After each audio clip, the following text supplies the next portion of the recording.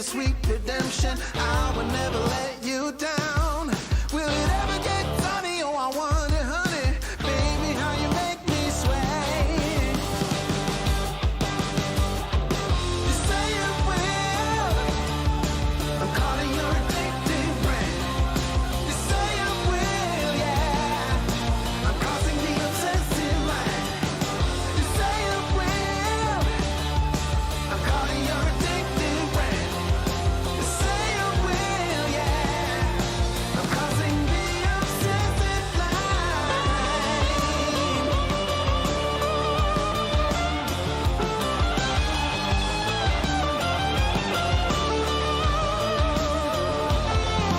Saw you rolling steady, took it kinda heavy. Baby, I'm a loving kind. Jaded loving hazard doesn't really matter. Baby, say you will be mine. Take my affection and my safe protection. I will always be around. Will it ever get sunny? Oh, I wonder, honey. I'm tired of being in the line.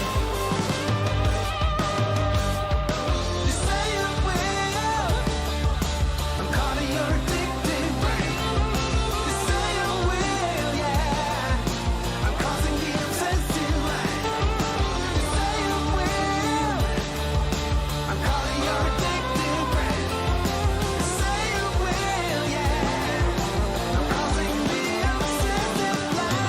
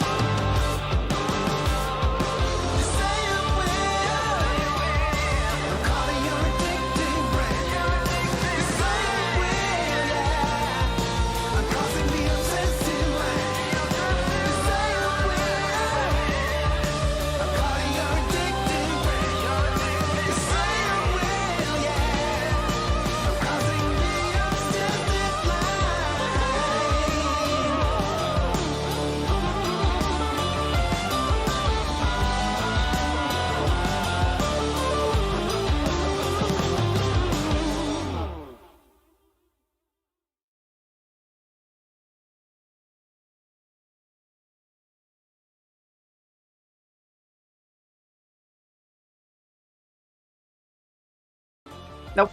Hello and That welcome. one. Sorry. Hello and welcome to the new and improved Rumble Pack Wrestling Review.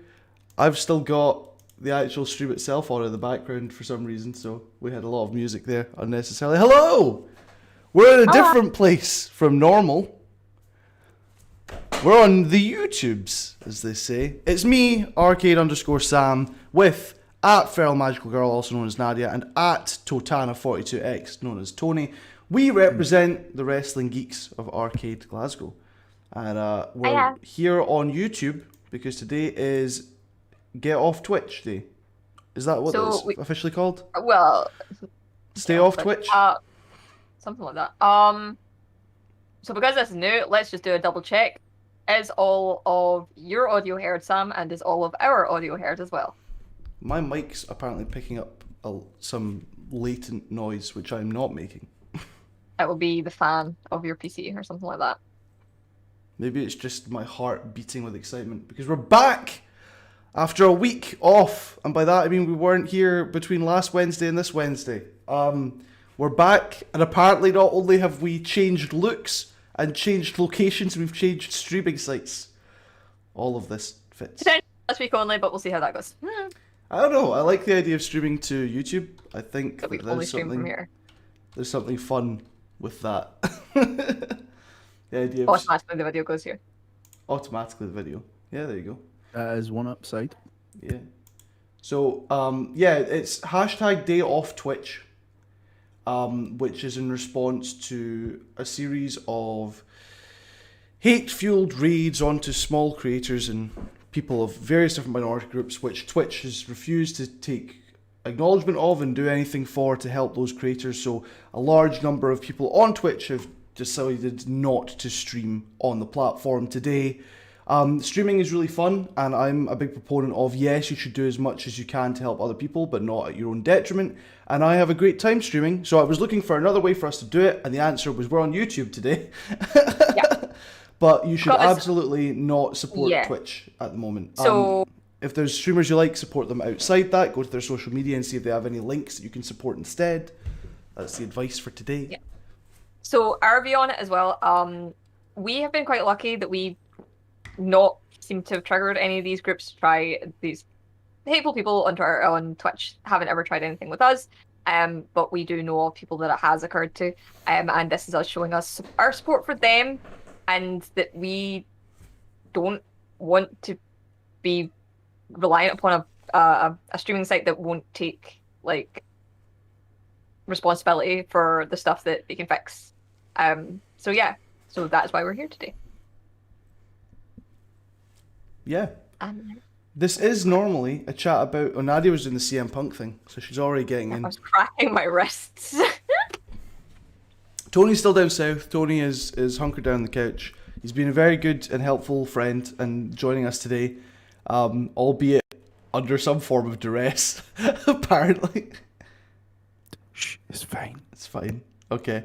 Is that a hostage situation is what I'm somewhat getting? It's like when Sam was in the bunker. It's when I was in the bunker, that was by choice. And I could still say words and shout very loudly.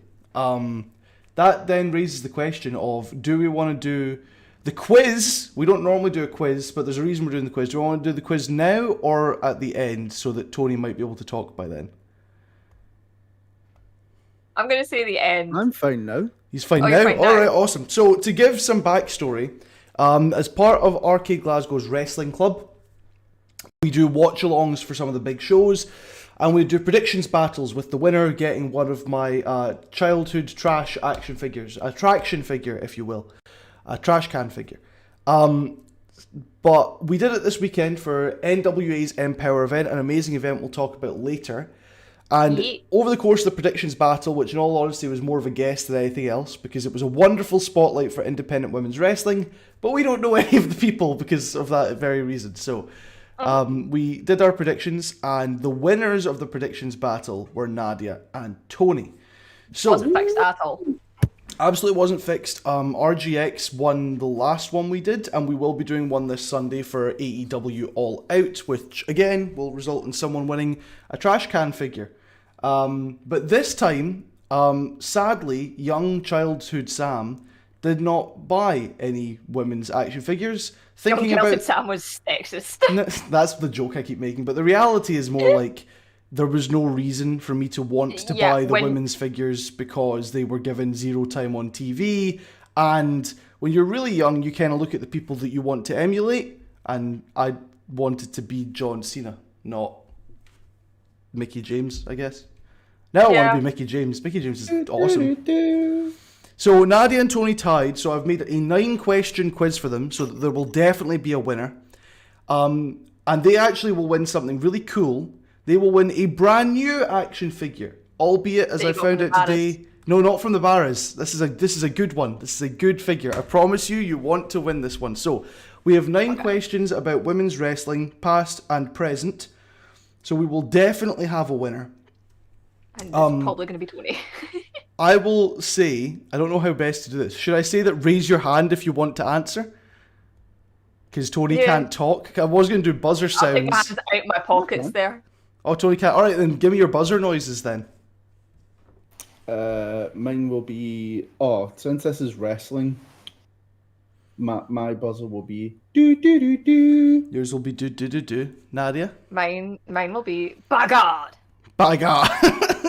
He's broken in half. Let us know if the volumes are okay as well on YouTube, because this is the first time we've done it on here, and so all my settings are ski whiff. I've also just realised our background music isn't on, so this will be a good transition into the quiz. Alright. Okay. So, question number 1 for Nadia and Tony. Remember, buzz in with your answer. These are multiple choice. You have 4 choices for the answer. So you can buzz in before I finish reading them out, or you can buzz in if you think you know the answer immediately. So, number 1. Who had the longest combined reign, that's across all of their runs, so who had the longest number of days, with the TNA Knockouts tag team titles?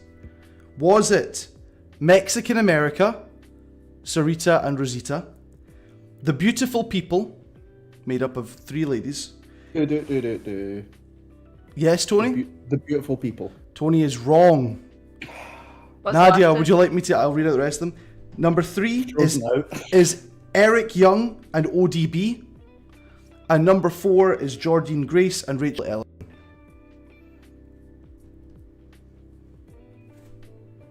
Was one of those tag teams men? Yep. I'm gonna say the men. Yes, you're right. We started as worst as bad as we could go. During a comedy storyline that ended in a wedding, ODB and Eric Young, now the leader of Violent by Design, held the tag team titles in the Knockouts division for over 400 days before they were then... ODB is great. Though. She is great. Before the titles were then decommissioned, and they've recently been brought back, and the current champions are Havoc and Rosemary of the Decay. But that's 1 point to Nadia. Again, 5 points. Choose the sexism. 5 points and you win. Okay. Number 2. Who was the first woman officially signed to AEW other than Brandy Rhodes, who was announced as their chief branding officer before they announced any wrestlers? Okay, 4 options again. Is it Awesome Kong, Britt Baker, Chris Statlander, or Kylie Ray? By God. Oh, Nadia by Godded first. I'm gonna say Chris Statlander? Nadia is wrong. Oh no. Tony. Was it Awesome Kong? Nadia is wrong again, apparently. No. Tony is also wrong. Was it Britt Baker? It was not Britt Baker, it was Kylie Ray. So Kylie Ray was the first woman announced for AEW. She competed Kylie Ray. She competed at Double or Nothing. And then due to personal issues she decided to step away. Britt Baker was also one of the first announced. Chris Statlander was one of those people who got over with the crowds once the show started running and got signed. Right. Awesome Kong was a surprise appearance into a fatal 4-way brought out by Brandy Rhodes for Double or Nothing, I believe. So the first ever announced person was Kylie Ray. I've realised I assumed that we'd be able to get a point for each of these, so 9 might have been a poor choice because it might mean that... Anyway. You overestimated our knowledge of women's wrestling, which is really doesn't reflect well on either of us. Number 3. Who was the victim of the original Screwjob? This was in the late 80s when the fabulous Moolah wore a mask and pretended to be a jobber wrestler and forced the women's champion's shoulders to the ground to pin her so that Vince McMahon didn't have to pay her lots of money.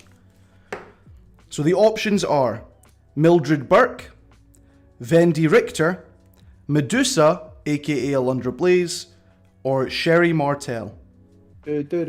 Tony? Sherry Martel? Tony is wrong. We did her career and that never came up, so I'm assuming it's not her. This is going to be a guess. I'm going to say A. It was not Mildred Burke. Mildred Burke had already retired by then. Mildred Burke is the longest running NWA Women's Champion of all time, holding the title for 20 years because women weren't allowed to wrestle unless they were Mildred Burke.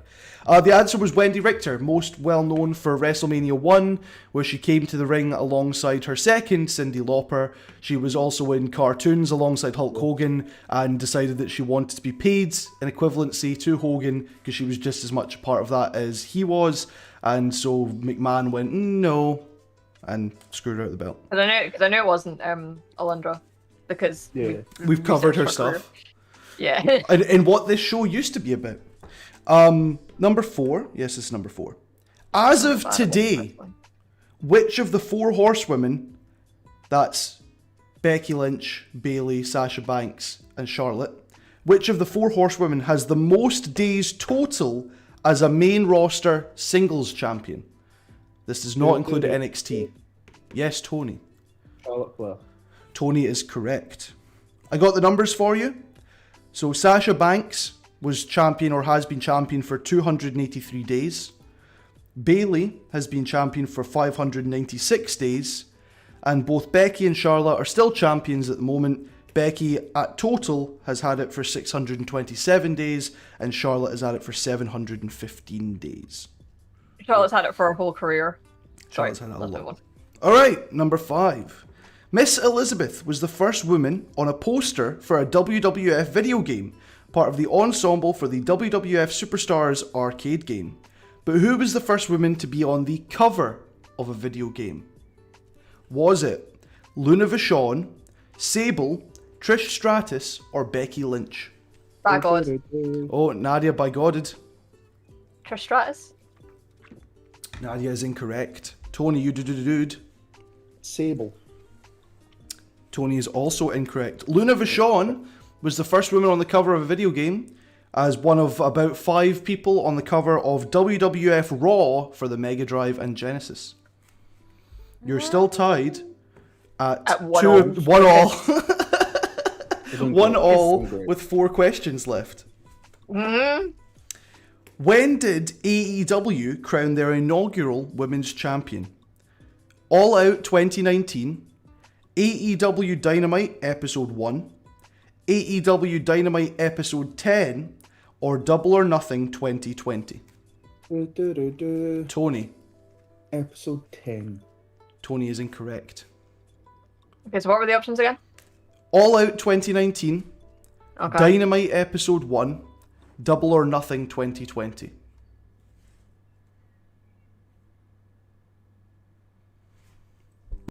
Double or Nothing. Nadia is incorrect. It was Episode 1. They held at All Out 2019, their last pay-per-view before they started to do television. They had Emi Sakura versus Riho. The winner of that got to be in the title match. And then the first Women's Casino Battle Royale, the winner of that got to be in the title match. And so it ended up being Riho versus Nyla Rose on the first episode of Dynamite. What we're realizing is that me and Tony know nothing about women's wrestling. It's not that. These would be difficult questions regardless. Oh yeah, I'm bad at, regardless of who it is. I'm bad at working out how difficult questions actually are because I'm a nerd for this. Okay, this one is also just a pure guess, but I thought it'd be fun. 3 questions left, still 1 apiece. When was the first Women's Survivor Series match? Was it 1987, 1999, 2009, or 2015? Oh God. Nadia? 2009. Nadia is incorrect. Tony. Tony. 2015.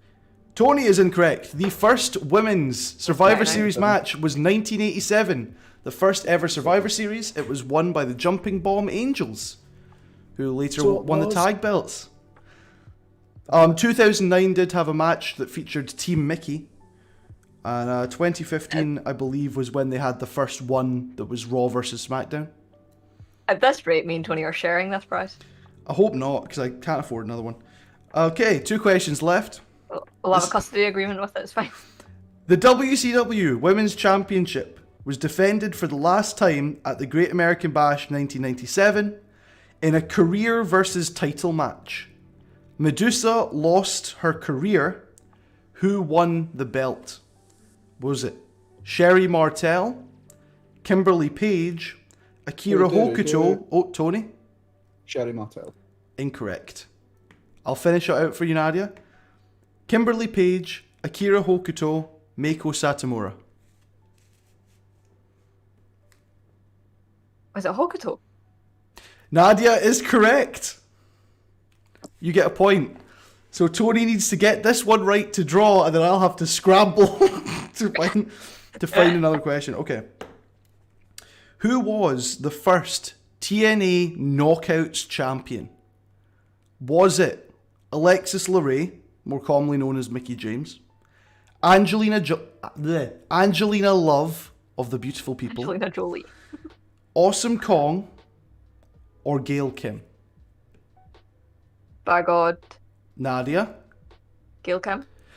Nadia is correct! And so with a score of 3-1, she wins the prize, which I did say was a good prize. Would you like to see the prize? Yes.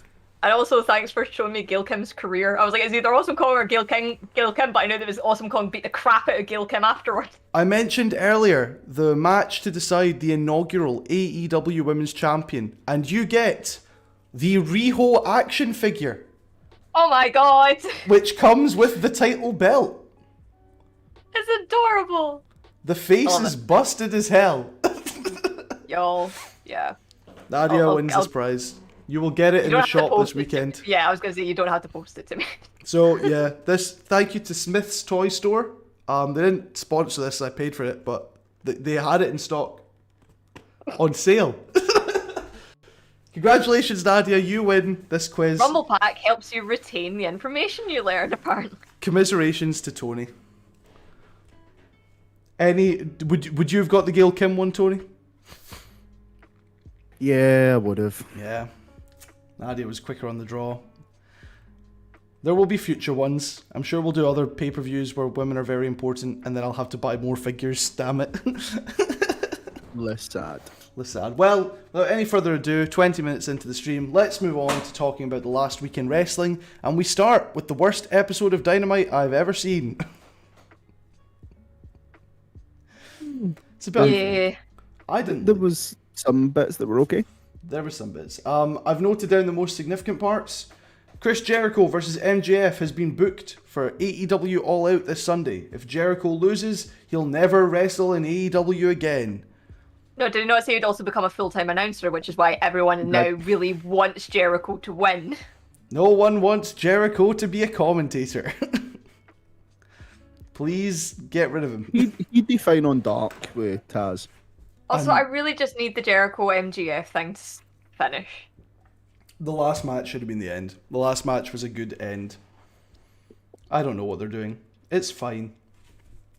It's fine. They need to write him out before his tour. Is he going on tour? I'm assuming Fozzie's going to go on tour. He's got the thing. The cruise is coming back. Yeah, the Rager.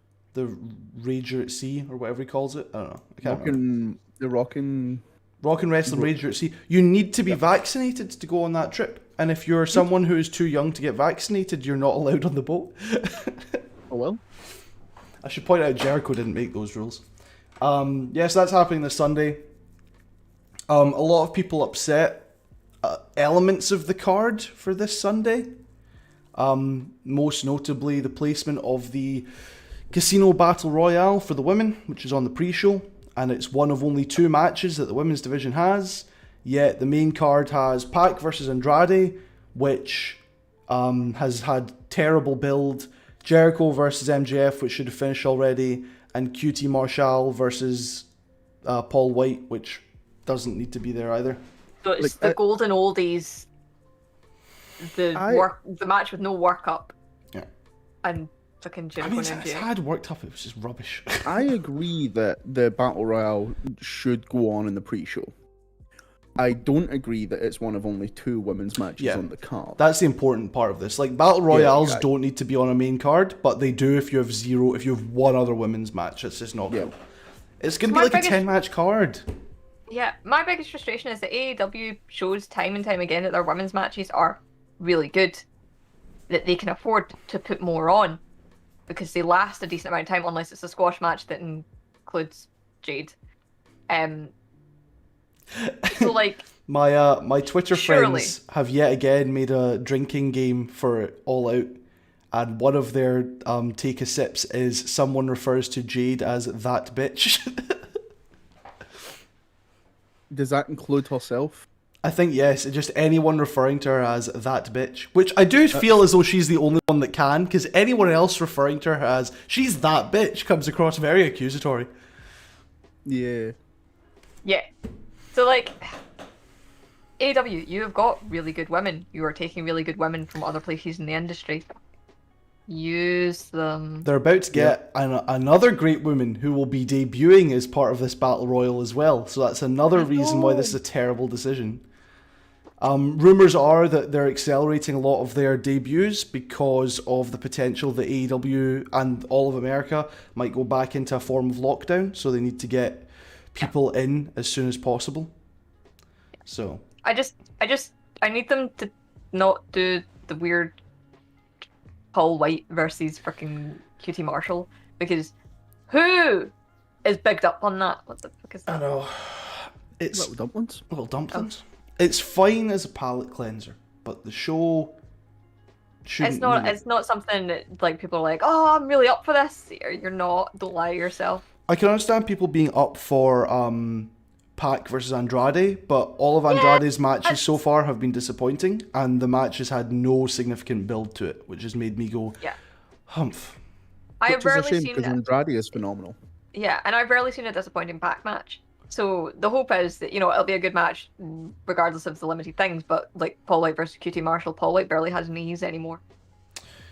QT Marshall also just got beat by Colton Gunn, who, yes, has 26 wins and no losses, but still, who cares? Yep. Equals that match. I get you, Lucha Freddy. Yeah. It's exciting in theory, but it's just It's a lot. not though. It's Well, not sorry, like, yeah. QT Marshall versus Paul. I you just can- want to see Paul White wrestle again. You can get kind of okay about Pac versus Andrade because the hope is that will be a good match at least to watch, even if maybe the storyline's been lacking. But I can't imagine how you'd feel about it in the Paul and I know we're saying that, and they have done legend versus legend kind of thing before, with Sting, but Sting still takes ridiculous bumps and no-sells them and just gets back up and goes, and you're like, We say Alright. this and then Paul White hits a moonsault.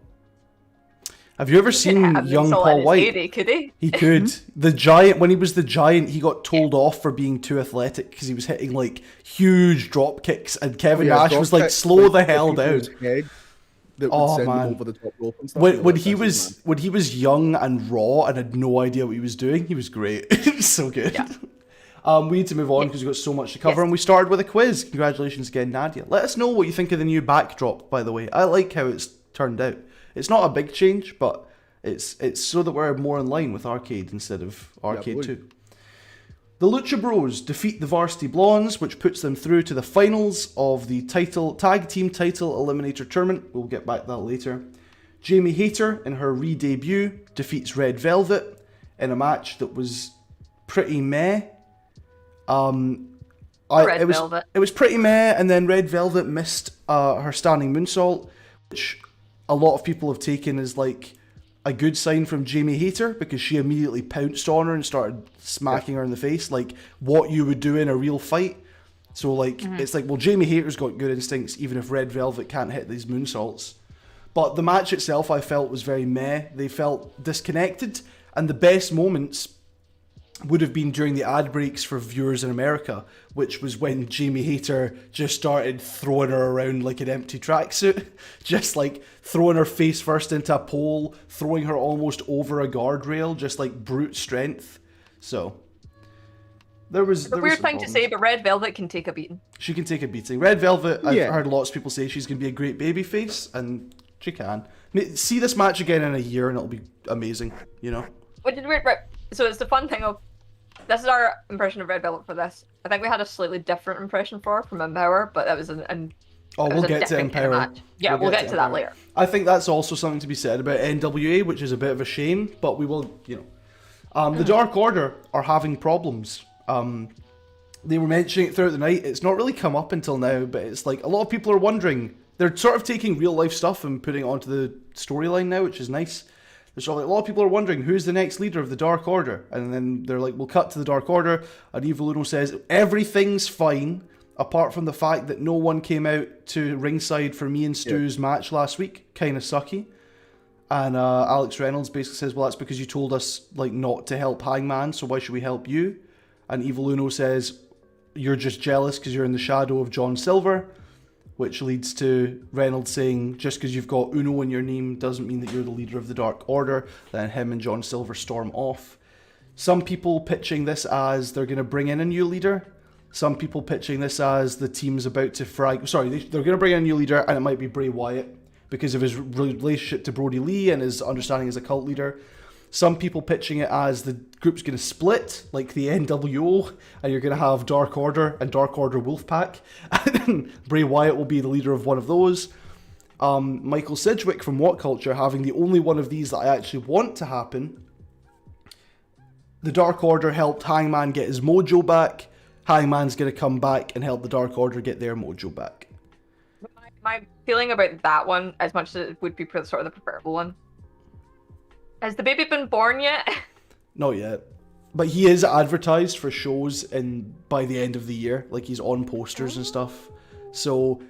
Well, yeah, is the baby juicing though? I don't know. There's been I've not seen any reports. I feel like you would if you post it online. If he's now taking time off because the baby's about to arrive. End of the year kind of makes sense that he maybe starts back, but that's his paternity leave. But I don't see him bringing him back anytime soon. I mean, you could do Dark Order split.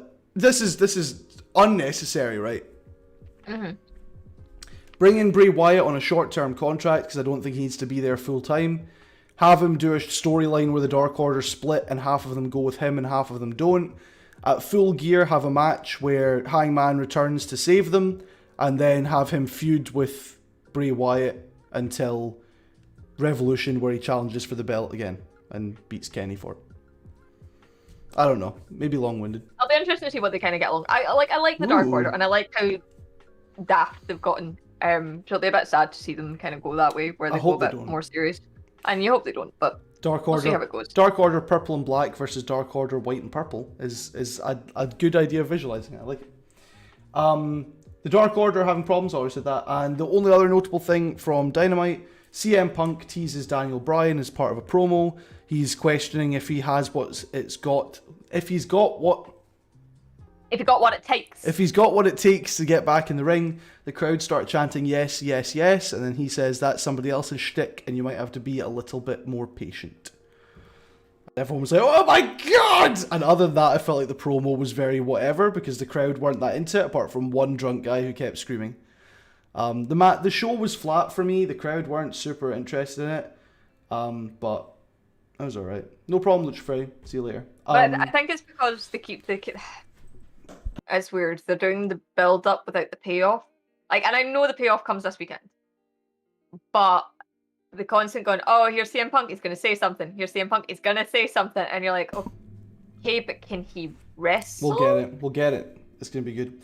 The main event of this show was Malachi Black versus Brock Anderson, where he beat up Brock Anderson and then tried to murder him, and Arn Anderson got in the way, and then he blocked the Black Mass. Ha! And then he got nut-shotted and hit with the Black Mass anyway. Wah! So... Yep. Did he leave with both his shoes? He still has his shoes. Theory that people have said... Aleister Black is like a satanic character. Malachi Black is a satanic character. So his first person was Cody, the idea of hubris, the idea of thinking you're better than you are. The next was the sins of the father lead on to the sins of the son in Arn Anderson and Brock Anderson. Lee Johnson, Big Shorty, came out to save the day at the end of this. So that might be like youthful naivete. Can be the next thing that he goes after. And then at some point I want him to take on the sin of sloth and batter Orange Cassidy in a match. Oh. I like the idea of him hitting Black Mass and Orange Cassidy not going down for at least 10 seconds. Just as the pain travels from the outside of his face to his brain. I'd like to see Malachi Black hit a Black Mass so perfect that all he does is knock the sunglasses off of Orange Cassidy's face, who just no-sells it. And that will be the activation of Orange Cassidy's rage. Yeah, that'd be good. Orange Cassidy I saw someone on my Twitter talking about how he's getting slightly played out. Like, he feels less special now because they keep putting him on TV. Like, he was against Matt Hardy last week. He's against Jack Evans this week. What is the point? Anyway, that's Dynamite for this week. I'm rushing through it because we've got news and we've got loads of other shows and we want to talk about how great Empower was. And to be honest, that was the worst Dynamite I've seen. It wasn't bad, it was just underwhelming. Flat. Impact Wrestling had some interesting things.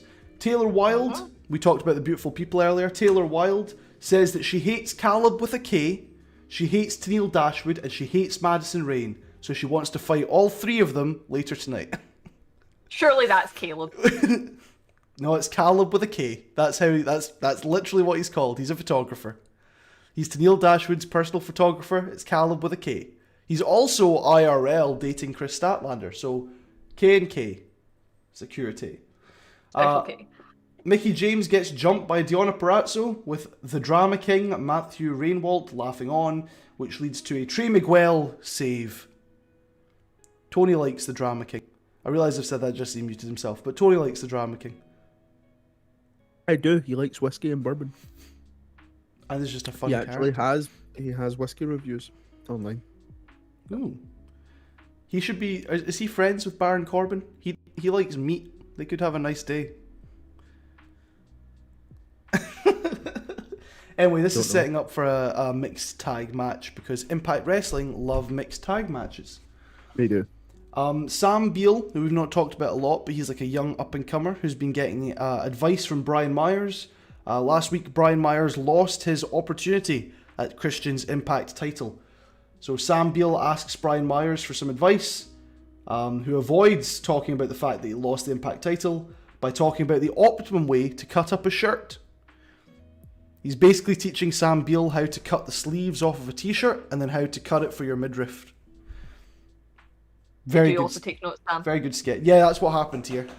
That's what happened. No. It's actually a belly shirt you just can't see from my camera angle. It was a really good skit. I suggest going and checking it out because it's very simple but just funny. And what might lead to some exciting tension going forward, the walking weapon Josh Alexander offers an open challenge to any former X Division champion to come and take him on for the belt. Nadia still hates his nickname. I still hate Walking Weapon. Just for anyone that doesn't know, there's Absolute anyone that's watching this that isn't from Glasgow or Scotland in general, I think. Calling someone a weapon is just a bit of an insult. Means that they're an idiot. Absolute weapon. You're an absolute weapon. I feel like Josh Alexander's character is pretty weapon-like, to be fair.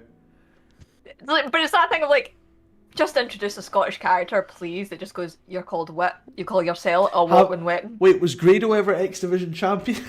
Grado's return. Imagine You're that. a weapon, mate. Get squashed in a second, get stretched to pieces. No, so that was Impact Wrestling. Again, it's a fun 1 hour show. There's bits and pieces every week that I'm like, this is worth talking about because these are cool people doing cool, fun things. So we should acknowledge that they're happening. And they get more women's wrestling in that 1 hour than AEW in there. We also like to talk about NWA Power, but in the 3 weeks that I've decided we're going to talk about NWA Power, they haven't run a live show, so I've been stuffed. Anyway, Awkward. I know. Speaking of women's wrestling, Friday Night SmackDown. That's right, the home of women's wrestling, to be honest, at this point. Or the death of it. Or the death of it. Becky Lynch has been confirmed by backstage reports that reportedly she wants to be a heel, and so she's been brought back as a heel. She heels it up to the crowd, and the crowd cheer her, because that's what happened the first time around. My confusion is, when was she ever face? Well, as the man, she was supposed to be a heel. Yeah, No, But she you was know. but, like, she her was so entire attitude- entertaining that people loved her. Yeah, right, but that's not like okay. So that doesn't necessarily mean base. So, like, she's not gonna get hated by acting the same way she did before, just a bit more underhanded. Because she's basically her shtick is the head of the table as well.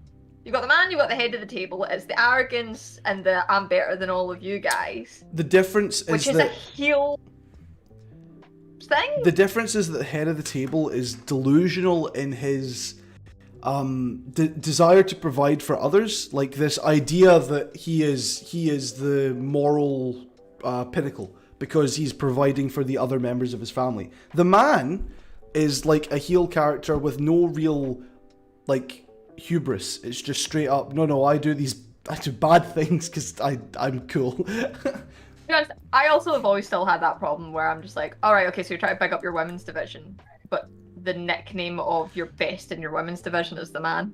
Yeah, I mean there is again, it doesn't excuse it, but the storyline progression for that is because of her feud with Charlotte Flair, and so she started using Ric Flair's old catchphrase, which was to be the man, you gotta beat the man. So, and to be fair, if she'd gone to beat the woman, you have to be the woman, would have come across as very girl boss.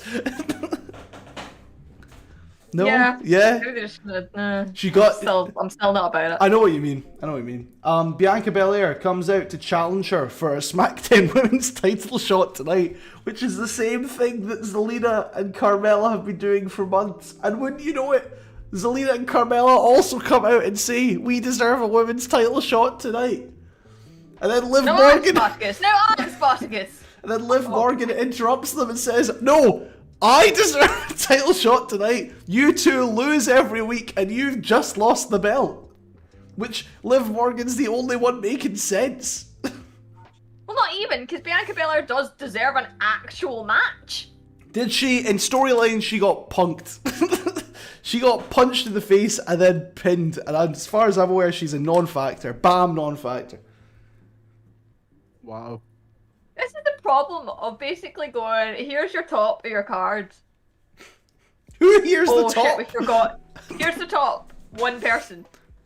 We forgot about where we should put the rest of them and that we shouldn't make them inevitably squash matches. Let me list the names. So, the 5 names we've got involved in this one segment, right, is Becky Lynch, Bianca Belair, Zelina Vega, Carmella, and Liv Morgan. That's a pretty solid core of a roster. You add the fact that Sasha Banks has still not been cleared to wrestle, and underneath these 6, you've still got, technically, Tamina and Natalia, plus you've got Toni Storm, Tegan Nox, and Shotzi Blackheart. That is an incredible 11 women's division for SmackDown, and instead they've got a train of 4 women coming out going, I deserve a title shot. Can you not think of a story that doesn't involve the freaking belts? Last week sucked for any Becky Lynch fan that isn't just blindly like, oh my god, she's back. Which, do you know what? If your attitude is, I love Becky Lynch, I'm so glad she's champion again, cool. But if you're someone who like cares about the story progression of this stuff, you're just like, oh my god, what is going on? I also don't think I like when Becky Lynch promos. I think I've just got to start, like, as soon as she starts talking, I'm just like... Switch off. Okay. I'm the man! You're like, alright, Becky. Sure enough. Off you go. Anyway, so the 4 of them have a fatal 4-way match. It ended somehow. I don't know. Oh, good. The Usos are suspicious of Paul Heyman. That's basically, they don't trust him. Because he's been stood in the corner rubbing his hands going, ha ha ha. Have you seen their new shirt? The Bloodline shirt that's got the 4 of them on the front of it. No, but I don't like the shirts that have got Yeah, people's because faces on them. Heyman is part of the family now. Heyman's part. Well, that's the main event segment, is that the 3 of them, the Usos and Roman Reigns, were going to go out to the ring to address the crowd. And Paul Heyman goes to give Roman Reigns his belt because he says, I understand this is a family matter. And Roman Reigns says, no, you're part of the family, Paul. You're a wise old man, and I respect you. And they've got everything the wrong way around now, because now Roman Reigns is just, he's a family man doing it for his family, and he's taken in this old man who's lost his surrogate son in Brock Lesnar, and he's given him a home for Thanksgiving. And I don't know how this is flipped so badly.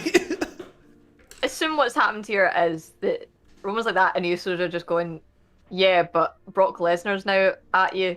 Are you trying to tell me that Paul Heyman's not? But right, okay, so that makes sense. Also, as a note, I don't like the t-shirts that have people's faces on them. That's fine. You don't even like the ones I've bought? What about Sting? Well, no, so like if it's an artistic, like if it's a photo stuck on a thing, I'm not about it. If it's like an artistic, like the paint on his face kind of thing, I get it. Or like skulls, like that thing, I get that. I just, big face. I'm like, what about the one I've got of Britt Baker's blood-covered visage? Depends if it's just a photo. No. It's a cool photo. It's a cool photo turned into black, white, and red. Anyway. I don't know. Moving on. Baron Corbin made all of his money back in Vegas. He shaved his head and face, bought a pork pie hat, and he's got new music, and now he wants to buy the Money in the Bank briefcase for $10,000. Which, you know, we've never been exposed to the actual financials behind what it means to be a world champion, how much money you get per title defense successfully, you know, the kayfabe of all of this. There's been no explanation of that. So maybe 10 grand for the Money in the Bank briefcase is a good deal. The only issue I have with this yes, is it is pretty much just another example of the main roster stealing from NXT, because we've literally just had an entire story arc for a character being this whole thing, you know, making money and then eventually wanted to buy things. And then we actually got Ted DiBiase, the $1 Million Man, involved with the $1 Million Championship. So unless Ted DiBiase turns up next week and that's why he took the belt. I will say, if they were going to turn... So this was too short. Sad Corbin only lasted about a month. If the end goal was to turn him face, this is obviously too short. The fact that they're keeping him heel and that he's coming out in these bright pink suits with a bright pink Corvette and he's like, hey, I want to buy everyone's stuff. You didn't like me there? Well, you're going to hate me even more. The fact that he's still a heel, this is actually well timed. If you left it any longer and then he turned a heel, it would feel weird. But the fact that they were just like, he made his money back somehow, it's fine. That being said, it does kind of like, where did he get the money? How come he just got all this money in Vegas? Are you just promoting gambling? What is going on? Yeah, it was weird. So, weird vibes. Forgot to mention in that list. Cameron Grimes made all of his money in crypto. Yeah, but that was like logistically makes sense. And that storyline happened in about a week because it really happened in real life. In my long list of the amazing women on SmackDown, someone I forgot to mention, Naomi. She's back on SmackDown. She's just been moved over. And she goes to say hello to Sonya Deville, who doesn't know who she is. So that's Naomi's legs cut out from underneath her slightly. Yeah, way to go. Oh, guys, we're bringing Naomi. Okay, but let's make her seem like she hasn't been with the company for a fucking decade. She isn't a former champion. And she isn't one of your most athletic. It doesn't really fucking matter. Who has wrestled Sonya? When was the last time Sonya wrestled? No, I was saying they probably have had a match before as well. Like that's another element of this. It's so stupid. Suggestion is that perhaps Sonya will be making a return to the ring soon, and so this will be an opponent, which is quite, you know. Don't make me dislike the woman who goes really, really well in suits. Don't make me do that. Roman Reigns says Paul Heyman's part of the family. We talked about that. Yep. And then they go out to the ring, and Finn Balor challenges Roman Reigns to a title match next week on SmackDown because he too deserves a title shot. But it's not going to happen unless it's going to have a bloody triple threat match again. It's clearly aiming up for it's going to be Paul Heyman versus Roman Reigns. Paul Heyman versus Yeah. I want to see that match. It's going to be Brock Lesnar versus Roman Reigns because of Paul Heyman. Paul Heyman delivers a beautiful Death Valley driver. Yeah. Yeah, Roman's gonna win. That was all from Friday Night SmackDown. AEW Rampage later that same night. The Lucha Bros beat the Jurassic Express in a fairly decent match. They've won and will go on to face the Young Bucks in a steel cage match at All Out this Sunday. That'd be great. Be good. Just watch Rey Fenix do something terrifying off a cage. Canadian Destroyer Yeah. from the top of a cage. Oh no. That one on top of a cage, possibly. A double Spanish fly, and I don't mean with two people. Double just back. two Ooh. rotations. There's a lot. I'm fairly numbed to this pay-per-view. I'm feeling not 100% about any of the matches, but I know that other people are excited, and I understand their reasoning why. Mm-hmm. So we'll get to Sunday night, and I'll be like, can't wait to stay up until 5 a.m. again. it'll all come back around. The What bunny. else? The bunny beats Ty Conti in Ty Conti's first match back on TV since like April. Because Penelope Ford came to the ring to distract her. This is a carryover from Wednesday night where Ty Conti is obviously an auxiliary member to the Black Order, the Dark Order, and the bunny came up to her and said, "Look, the Dark Order looks like they're in disarray. Why don't you join the Hardy family office? Here's a contract." And Ty Conti said, "No." So instead, the bunnies formed a friendship with Penelope Ford, and they're going to have an alliance for the Casino Battle Royale. So that is the extent of the storytelling for this match. And yet again, who are the only two women trusted to be put into these garbage storylines? That's right, Penelope Ford and the bunny. So it's like, we've got a title story, and then we need something that's kind of not terrible so that fans have something to point to and be like, well, I guess this counts as a story. And who do they always put in that? The bunny and Penelope Ford. Because they are good enough to be given actual stories. Yep. Miro bullies Fuego del Sol. Again. Por fuego. He comes out, he throws him down the ramp. He says, "Fuego, I forgive you of your sins, but not totally. You must show your face." And he rips off his mask. And so the man that's been talked about from Miro for weeks, Eddie Kingston, comes out with a microphone in hand. And he chucks the microphone to the side and he bum rushes the ring. He's going straight for Miro. And then it turns into like a really sad fight where Eddie doesn't even get off the ground because Miro just laying into him. Referees separate them. And this match has been booked for this Sunday All Out for the TNT title. The television title. A match that maybe didn't need to be at All Out. That's like, there's like 9 men's matches and then a women's title match that has had 0 build.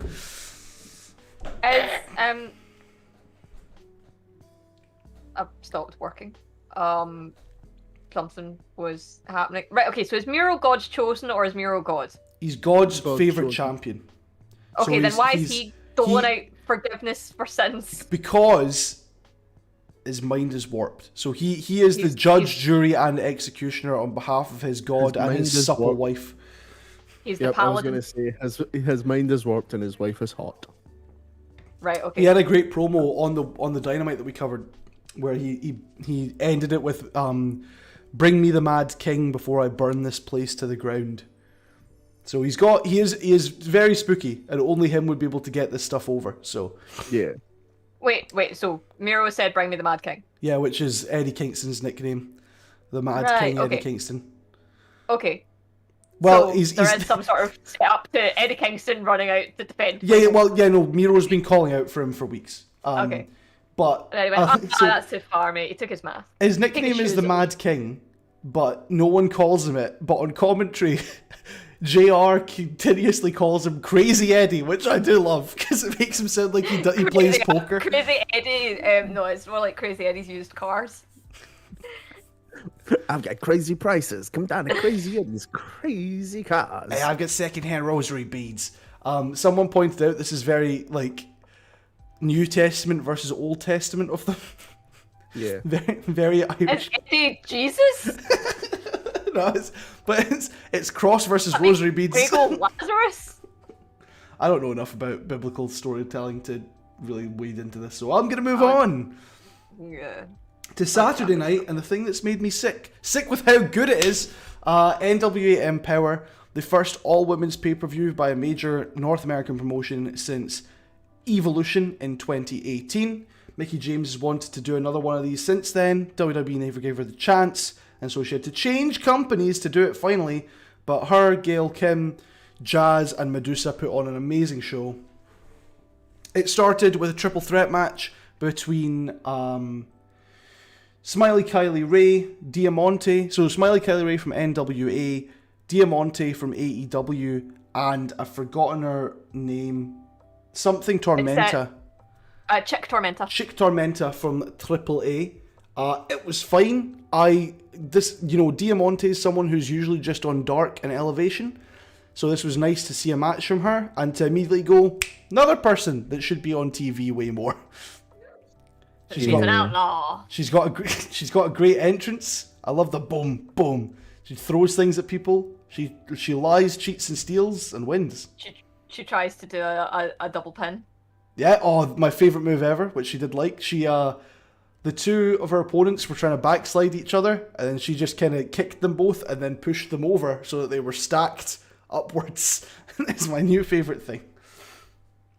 So Diamante wins that trios match. Deonna Purrazzo retains her Knockouts women's title in a match that's been wonderfully received against veteran Melina, in which Melina sold a knee injury for like half of the match and then just got wrecked by Deonna, who refused to give in.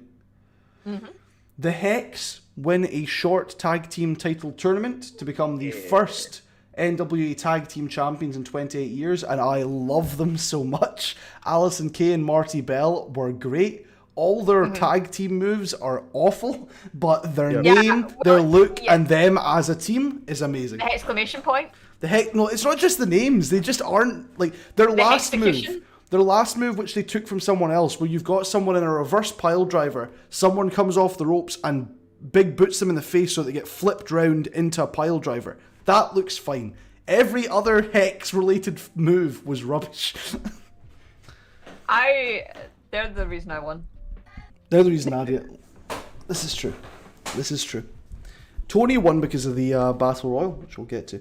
Tony, I was betrayed by the Battle Royale because it misled me. We will get to that. It's not that far away. Camille retains the title, the NWA Women's World title, in an amazing match with Layla Hirsch, and defended the title the following night against Chelsea Green, who won the Invitational Gauntlet match, which is the first annual NWA Invitational Gauntlet match. Tony, you did not watch live, but you watched it the next day. Nadia, you watched the first half with some of us. Biggest takeaways, likes, dislikes? Of that match or just the whole thing? The whole show. I liked it. All right. It was a little defeated by the fact it was in a hotel conference room. So That's very NWA though. Very NWA. Yeah, it's very NWA. So it's that weird thing of like there's that moment where you're like, I wish this had a bigger crowd, and I feel really bad that it doesn't. And I think that was the bit that kind of got me going, huh. But it was a sellout. The matches, yeah, it was a sellout, and the matches were really, really good. The crowd was great. Sometimes a wee bit of a, but for the most part, the match is really, really good. The only flaw was a couple technical issues, but otherwise great show. Tony? I want it to be a weekly thing. A weekly thing? Yep. I genuinely want like NWA to just split their men and women division and have a weekly 1 hour men's show and a weekly 1 hour women's show. They won't have the budget for that, but I too wish that would happen. This will become an annual thing. So because I think you literally just could call it NWA Power and NWA Empower. Yeah. I feel like they might want to change that.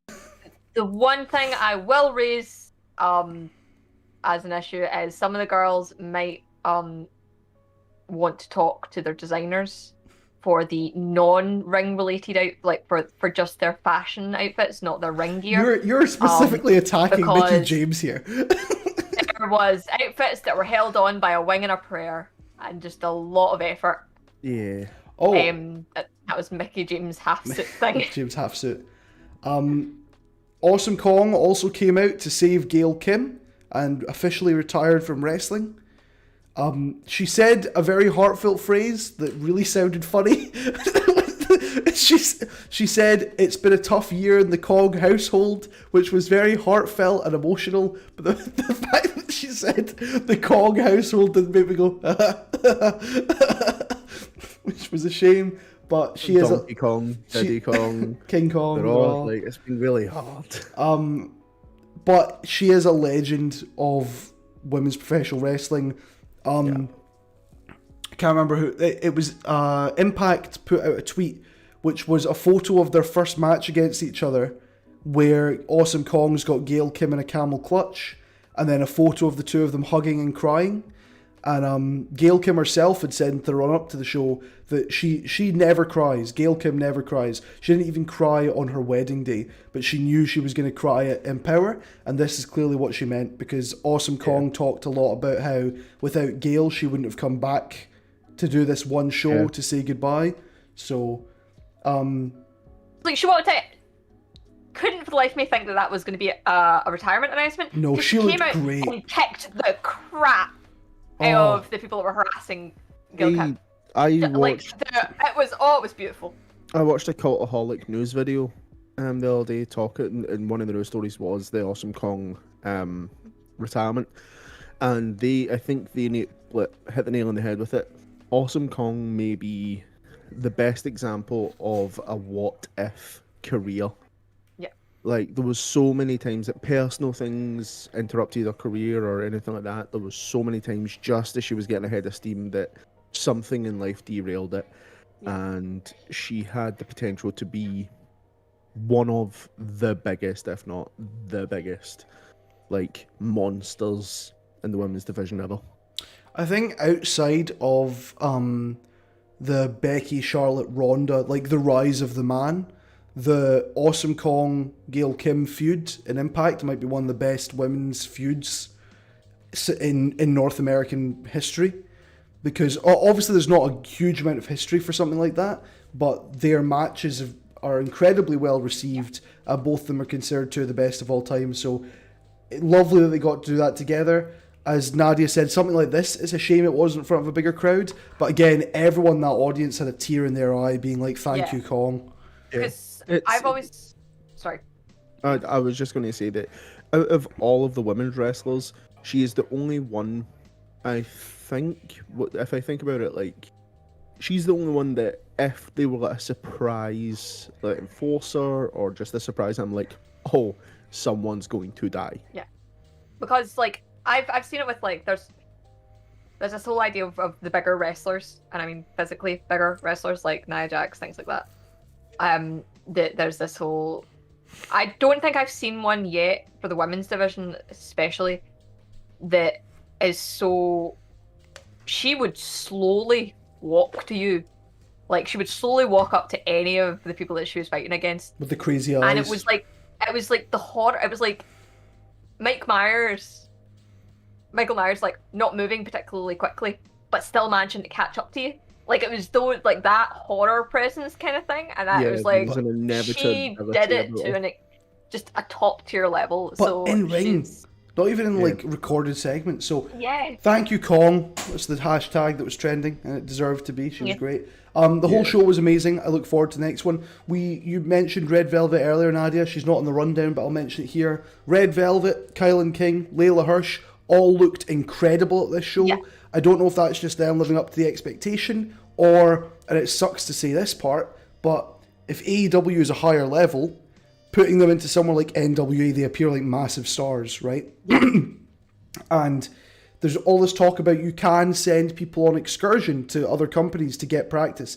And if you want Layla Hirsch, Red Velvet, Kylan King, people that are like just below the level of like a Chris Statlander, the people below that, if you want them to go and get experience and an opportunity to be in big matches, you could send them to NWA, bolster that women's division, but also make sure that they're getting practice to become part of the top of the card.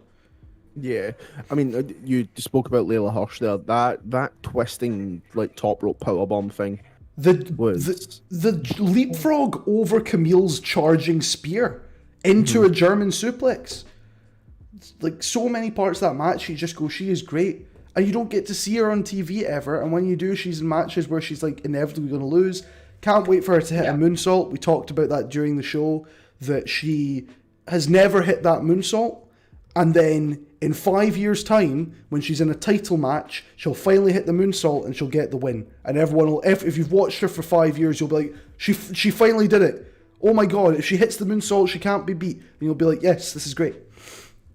So that was NWA Empower. Great show. Look forward to another one next year. It's my new wrestling Christmas. It's great. Very quickly, we'll go through NWA 73, the 73rd anniversary show that happened on the Sunday night. Mickie James defeats Kylie Ray, gets jumped by Deonna Purrazzo after the match, so their feud is definitely going to carry over, probably onto Impact. Hello, Psycho Boy. Welcome to us talking about professional wrestling. Chris Adonis, formerly known as Chris Masters, retains the national championship against James Storm. I have heard nothing about this match, which is not a good sign. Camille retains the NWA Women's World title against Chelsea Green. And Trevor Murdoch retains his career and wins the NWA Men's World title from Nick Aldis, ending his 1,000-day plus reign. So, just to clarify, I think you are actually correct, Sam. It is the NWA Women's World's title. As World's Women's title. That's what I had Yeah, started. I'm sure the world actually does have an S at the end, Worlds. Okay. Trevor multiple of them. Murdoch, that match, like, Have you watched Trevor it? Murdoch looks like an NWA guy. Like, you look at him and you're like, he's a throwback. And that belt actually has prestige again. Like, what a reign from Nick Aldis, like raising that back up. The thing is, the other side of that, Tony, is that there's a lot of people who say that Aldis is the most boring champion in wrestling today, and that no one watches NWA because he's on top. And if they're scuppered by the fact that they lost Ricky Starks earlier this year, right, to leave to go to AEW, because they just couldn't run shows and his contract ran out. But you have to assume that the person who was supposed to take over, the person that was to get the rub of ending a 1,000-day reign, couldn't have been a guy who was a mid-carder in the 2000s, Had to have been someone with more of a future. NWA are in this weird position of preserving the history of professional wrestling and also looking to go towards this more futuristic style of like combining the two. I don't know where Aldis goes from here. Murdoch does look like an NWA guy, but a 70s NWA guy, whether you could have had like a young up-and-comer take the belt. And Empower got way more buzz than the 73rd anniversary show. And there is, because there's a uniqueness to it, but it also shows that NWA as a whole has a lot to learn from their women's division, at the moment at least. We're running out of time. There's a lot of quick news to talk about. So, Raw started with 2 promos in a row. I'm not even going to cover them, but there was a promo for the men's stuff, a promo for the women's stuff, and then they moved on. Rhea Ripley beats Shayna Baszler with a roll-up, a counter roll-up, because Shayna Baszler tried to roll her up in the first place. Followed by a Nia Jax attack on Nikki Ash on the outside, and then attacking Rhea in ring. Is that them basically out of the title picture now? They're in the tag. Well, except they're not even the tag title, because the tag title is held by Natalia and what's her face now? Isn't it? Tamina. And Natalia Tamina? injured her kneecap, so it's just not on TV. So it's either getting retired or it's about to get handed off to one of them anyway. And I'm bored with Nia Jax and Baszler. Well, there's more Nia to talk about later. Yeah. The Viking Raiders return from somewhere and beat Jinder and Veer. McIntyre versus Sheamus versus Priests. Multiple priests. Yep. Priests World's Championships. Clergy of priests. Priest retains the WWE United States Championship in a match that people said was amazing. My question immediately is, why couldn't this have been saved for a pay-per-view? That's 3 pay-per-view caliber guys that you've just thrown on Raw. And yes, there's that argument of like, well, you asked for more matches, we've given you a good match. This is true, but you should build to the good matches and the thing that people should be paying for. Yep. You could have quite easily had, Priest versus McIntyre here, and then, have Priest versus Sheamus, and then go both of them he wins through some method, and it's like, Yeah. oh, do you know what? Triple threat, boom. Yeah, I don't know. I can't work out how to book into a triple threat, like in a logical WWE doesn't way. know how to do that either. But it just feels like this was something. This feels like something you're going to see versions of for the next month until Extreme Rules. Yeah. Is this the Raw that Vince McMahon was doing his dinger in? Yeah. Yeah. Reports have said Before. this is the angriest people have ever seen Vince. And He ripped Vince- up the script twice prior Yeah, to the show he starting. ripped up the original script and the And rewrite, This and then is what we all forgot to live put with. someone on. They advertised 3 matches for this show. They advertised Eva Marie versus Piper Niven, Sheamus versus Bobby Lashley, and a third one I can't remember off the top of my head. And none of the matches happened. One that almost happened was Piper Niven versus Eva Marie, but Piper Niven attacked Eva Marie before the bell even started and beat her up so badly that she got the 3 count, but the ref went, the bell hasn't rung. You just assaulted a woman. Is she still Doudrop or is she Piper Niven again? She's doing what Chad Gable did last year with the Shorty G nickname, and she's embracing the name of Doudrop to show that you can, be proud of yourself no matter what. Except Doudrop wasn't an insult; it was just a dumb name. But she is now referring to her fans as droplets, which is, I guess, cute. Not really, because that's how COVID is spread. Karrion Kross beats Umberto Carrillo, Yay. still looking like a leather daddy. Yep, Nice. but not a good one. Not a good one. Oh, not nice. Charlotte and Nia Jax have a strange match / shoot fight / mess. Reports from Dave Meltzer indicate that the match was a normal match, and then they got a bit flustered and miscommunicated, and so started slapping the shit out of each other, which then turned back into a normal match because the two of them realised we're supposed to be professionals, and then post-match, backstage, there was no, problems. They're not... Neither of them's pissed off at the other one, they both know stuff just happens, so... And that's the title picture. Great.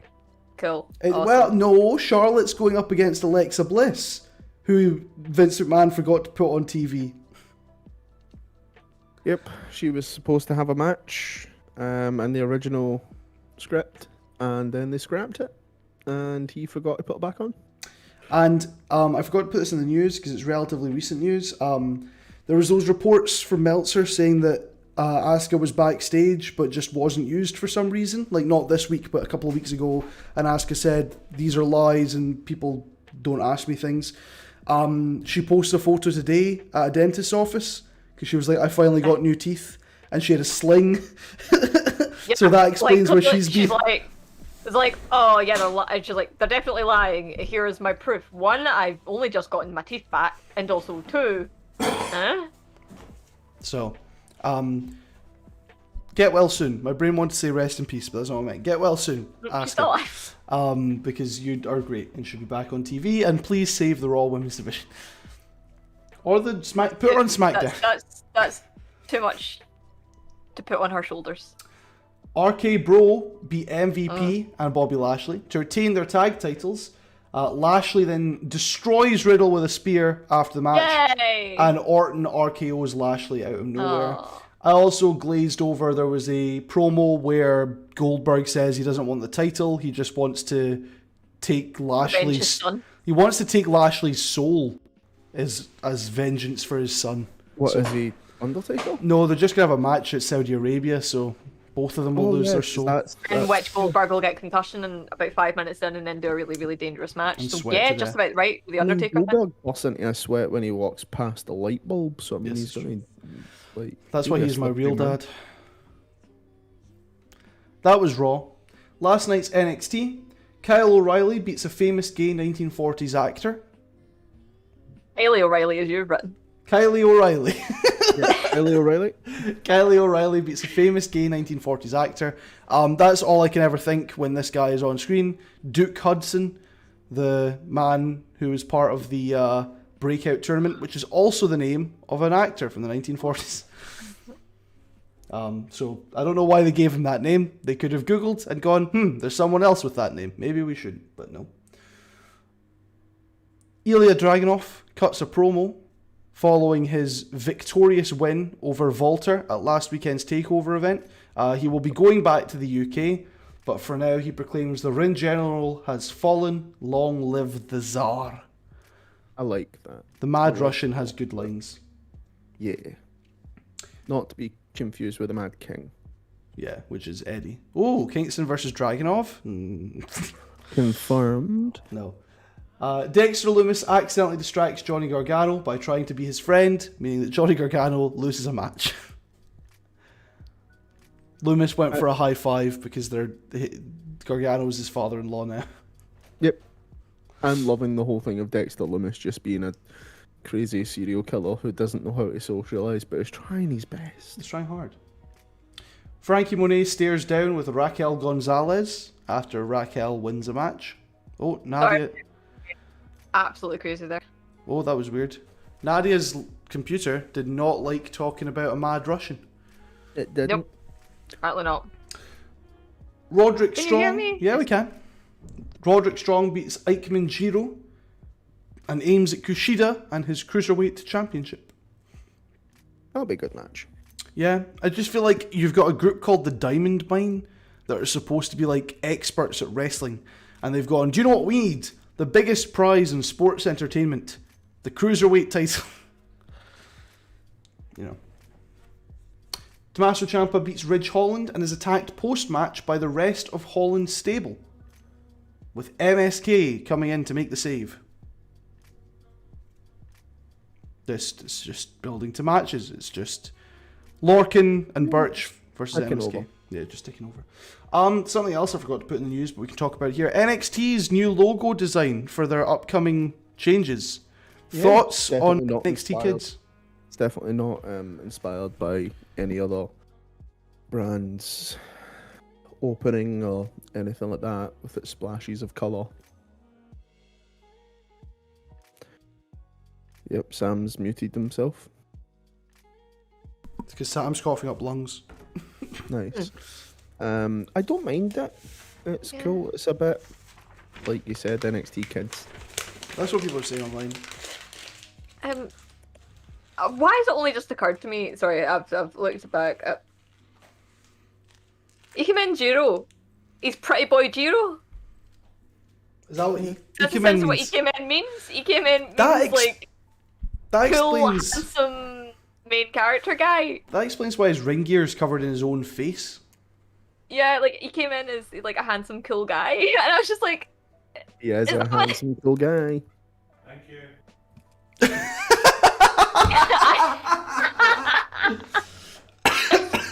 That was good. timing. That was good.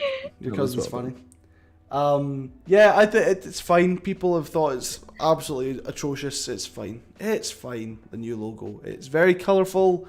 I was listening to the Triple Friends podcast earlier, and they mentioned like it ruins the primary colours motif of the red brand, the blue brand, and the yellow brand.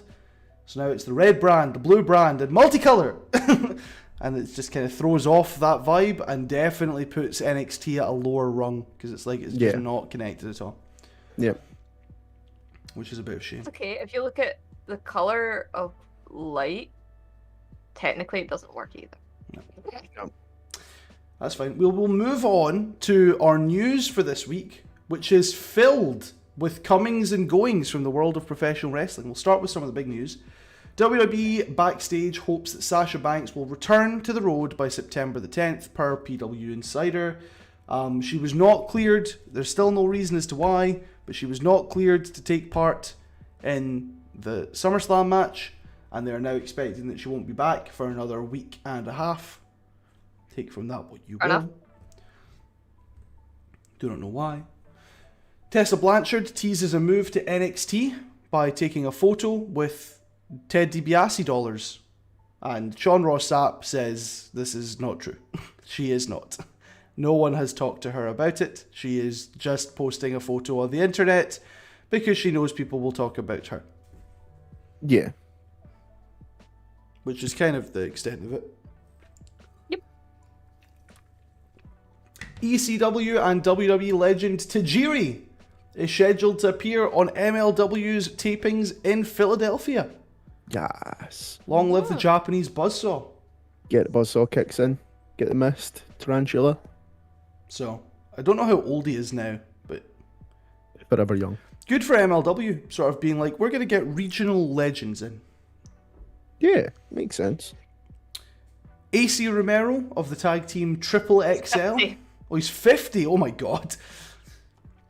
If it's Yoshihiro Tajiri, and he was part of WWE at one point in his life, then It yeah, is. he's 50. Okay. He can probably still go pretty well. Yeah. AC Romero of Triple XL has requested his release from Impact Wrestling, according to Fightful Select. We haven't seen much of him in the time we've been checking out Impact, but I like the gimmick of Triple XL, just two big lads being big, getting stuff done. But they haven't been on TV in ages, and he's probably just like, what am I doing here? Oh, Are you correcting the spelling? I don't believe you. Aguaga is currently correcting my spelling. Apparently. Just Googling. Just Googling. To remind yourself who that is. Yep. Yeah, okay. Well, then that'll be a good transition on to our next piece of news. Mirai Mayumi of TJPW, one of my favourites in the promotion, has requested her release. Yeah. That's the split personality SAR girl, the giant farm lady who everyone always goes, Yeah. wow, her style of wrestling is unlike anyone in Tokyo Joshi. Well, she should probably go to a company that's more like that. And everyone goes, no. 'Cause if she goes to a company that's more like that, she won't be as special. In Tokyo Joshi, she batters necks. Anyway, she's asked to be let go, and they've confirmed that she has been allowed to go. So, That's sad. Lasad, but an excuse to go and watch a different promotion for a bit. She has said she still wants to do wrestling, but she's been offered opportunities outside of Tokyo Joshi, and Tokyo Joshi doesn't really let people go on, like, you're not really a freelancer. You're either a freelancer that gets brought into Tokyo Joshi, or you work for Tokyo Joshi full time. They don't really send people out to do things unless it's Which with is weird AEW. because I was going to say AEW, But not in Japan not because it's with, not competition. within Japanese wrestling things. Yeah. So it sucks, but I think a lot of people are taking it with, like, you know, it'll be an excuse to watch something else. Maybe she's going to get paid more. Maybe she's going to have some Yeah. amazing matches. If she goes to, like, Stardom, she gets more eyeballs on, but there's the danger Yeah. that she'll just get lost in the shuffle. If she goes to a smaller company like GLEAT, she'll get to batter people to death. So I'm sad, actually, a Yeah. lot, because, you know, the reason Tokyo Joshi, that, like, a year ago it was debatable who the second Japanese women's promotion is, but the reason TJPW is distinctly either first or second now is because they're so easily accessible compared to other promotions. Yeah. Like, it's way hard. Like, the other companies have streaming services, right? But either they're region locked to Japan, or their upload dates are all over the place. Yeah. And while DDT Universe has some, like, little problems here and there, overall it's really easy to access stuff. So we will miss you, Superstar, but we will find a way to watch you again. More than anything, it's the end of the B-Stars tag team. Yeah. Aw. And I liked them. They were cool. Anyway, go check out her last match in Tokyo Joshi. And we'll tell you when she shows up somewhere else, probably in Stardom by the end of the week. Which a lot of people don't want. Anyway, Joseph Sifa Fatu, the son of Rikishi and younger brother to the Usos, reports to the NXT Performance Center alongside 5 other new recruits. These include the nephew of famous NBA star Daryl Dawkins, Joshua Dawkins, and the brother of Olympic gold medalist Gable Steveson, who is reportedly thinking about signing with WWE. This was his brother Bobby Steveson, who's also an Olympic-style wrestler. So they've signed more people.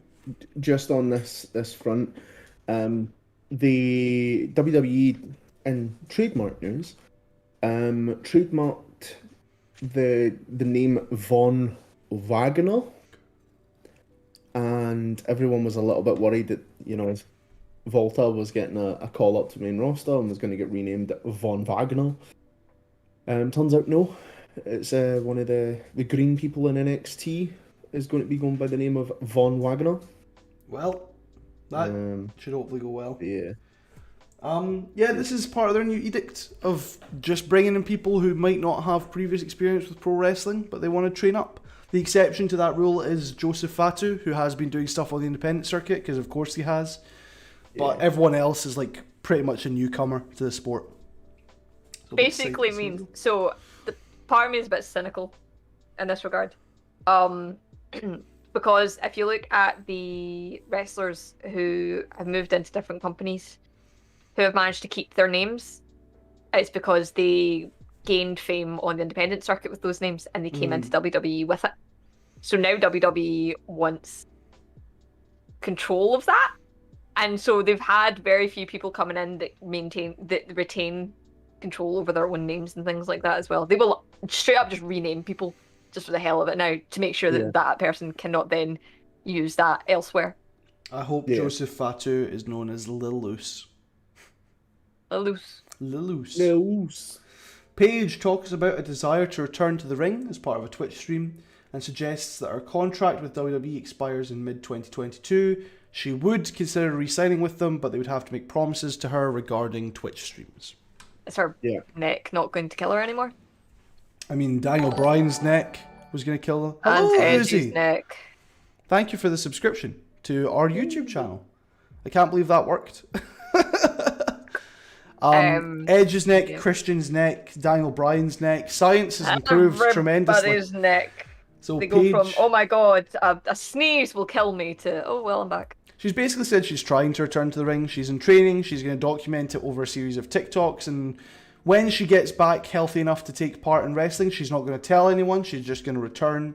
So I look forward to 2023 at the All Out Battle Royale. The Joker is Paige. I don't think she will. No. I don't think she'll go AEW, or I don't think AEW will take her.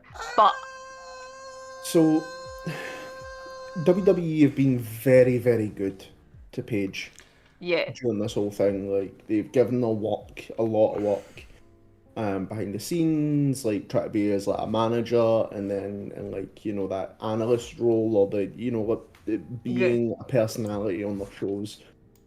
But I think the main deciding factor will be whether or not WWE will clear her. yeah. That's the big thing for her. They wouldn't clear, they would clear Christian and Edge, and they cleared everyone. Well, no, they wouldn't clear Christian outside the Royal Rumble, would they? Nope. Which makes no sense. Because you can do one match. Well, I mean, they didn't clear Daniel Bryan for the longest time, and Daniel Bryan had been to several doctors who were like, "You're fine to go," and it was WWE were being very, very cautious. Which on one side, I'm like, yeah, you've got to be cautious, you know, protect your wrestlers.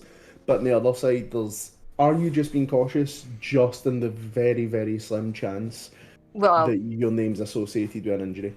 Yeah, because WWE was one of the names that kept getting dragged through the mud back in the day of what they did with people with concussions, and then CM Punk dragged them all through the mud for the fact of like the amount of time he had staph infections and all this other stuff.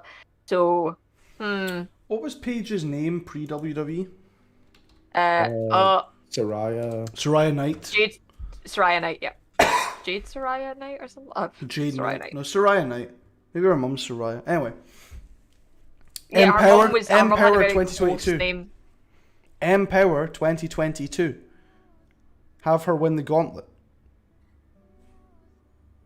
Anyway, Sami Callihan and Jon Moxley reunite for one night only as the Switchblades against the Wolves, Davey Richards and Eddie Edwards, who also reunite for one night only as part of Sami Callihan's The Wrestling Revolver promotion. This takes place on October 30th. You can catch it on Fight TV.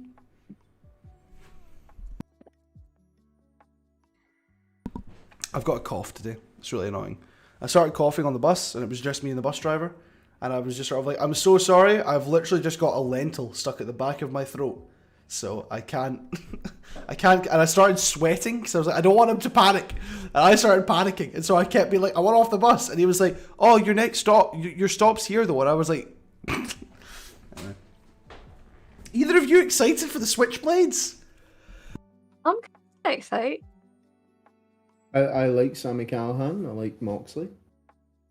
their absolute nut jobs together. I like the Yeah. wolves.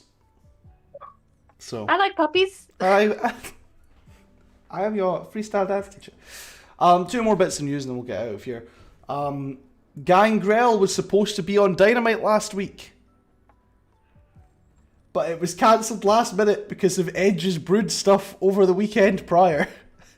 Yeah. Right, you know how I feel really, really sorry for Gangrel because that was his thing. Yeah. Like, it was Gangrel and the Brood. Like, it was his shtick. And here comes Edge going, I'm going to be the Brood on my own. No, you're missing two of the people that actually did that. That's like one of the Whalers claiming that they're... So apparently, Edge and Gangrel had a phone call where Edge was just like, "I am really sorry. I didn't know. If I knew, I would have probably, said, can we do something different?" AEW still paid him for it, Oh yeah, 'cause but they're it does, big it does hurt future, bookings, I Yeah. suppose. So, and last bit of news, Brock Lesnar obviously returned at SummerSlam last Sunday. He's known for having interesting contracts and obviously had to sign a new contract in order to appear at SummerSlam. So Dave Meltzer has reported that Brock's contract is until 2023 and accounts for 8 to 12 matches over the course of that time, with no note on televised appearances. So it could be that there's a set number of appearances, it could just be on a case-by-case basis, but he is only up for 8 to 12 matches over between And now squash and matches 2023. count. Mariah Mayumi versus Brock Lesnar. The Onion Man. He does look like an onion. It's He true. does look like an onion. And I think with that, that's the end of our stream. Yeah. He does look like an onion. Thank you for joining us on our first YouTube stream. Maybe we do these more. Maybe we just go back to the Arcade Glasgow Twitch account. Who is to say?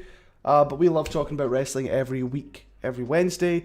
We'll be back on Sunday night in the Arcade Discord, 1 a.m. 1 a.m. Sunday 1 a.m. night, Monday morning Monday morning. for AEW All Out. Their One next restriction pay-per-view. the one restriction we do have here is we can't just key in Discord link This is true. for the thing, but Find it. find it if you want to be a part of us, you will find us. Part of us. Us, Part of this thing. crew This of crew. beautiful people. Oh, we're the beautiful people now. I want to be Angelina Love. Cool. All right, we'll say goodbye now. And in fact, I think I'll just say deuces and flick you back to that sweet intro video while I end the stream. Yeah, because we're not reading into anyone. No. Deuces. See ya. Bye.